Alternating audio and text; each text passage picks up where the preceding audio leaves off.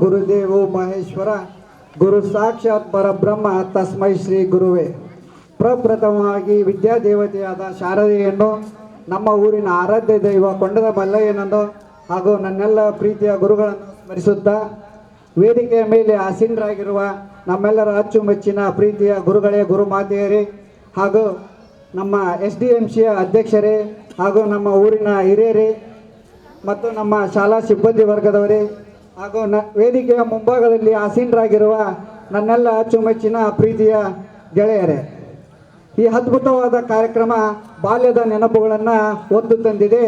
ನಾವೆಲ್ಲರೂ ಸೇರಿ ಗುರುಗಳ ಜ್ಞಾನವನ್ನು, ಗುರು ಶಿಷ್ಯರ ಸಂಬಂಧವನ್ನು, ಸ್ನೇಹಿತರ ಪ್ರೀತಿಯನ್ನು ಹಾಗೂ ಪಾಠಶಾಲೆಯ ಮಹತ್ವವನ್ನು ಸಂಭ್ರಮಿಸಲು ನಾವೆಲ್ಲರೂ ಇವತ್ತು ಸೇರಿದ್ದೇವೆ.